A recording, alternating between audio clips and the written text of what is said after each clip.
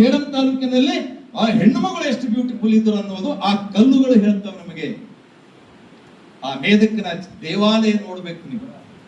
ಇಂಥ ಅದ್ಭುತವಾದಂತಹ ದೇವಾಲಯಗಳ ಮಧ್ಯದಲ್ಲಿ ಬದುಕ್ತಾ ಇದೆ. ಅನ್ನ ನೀರಿಲ್ಲದೆ ಮಾತಾ ಮಾಣಿಕ್ಯೇಶ್ವರಿ ಲೋಕ ಕಲ್ಯಾಣಕ್ಕೋಸ್ಕರವಾಗಿ ಮೊನ್ನೆ ಅಲ್ಲಿವರೆಗೆ ತಪಸ್ಸು ಮಾಡಿ ಮೊನ್ನೆ ಲಿಂಗೈಕ್ಯರಾದಂತಹ ಮಾತಾ ಮಾಣಿಕ್ಯೇಶ್ವರ ಪುಣ್ಯ ಕ್ಷೇತ್ರ ನಮ್ಮ ಸೇಡಂ ಇದೆಯಲ್ಲ, ಇಂಥ ಪರಿಸರದಲ್ಲಿ ಬದುಕ್ತಾ ಇದ್ರು. ಬಸವಾದಿ ಶರಣರು ಹೇಳ್ತಾರೆ, ಏನ್ ಹೇಳ್ತಾರೆ ಬಸವಾದಿ ಶರಣರು?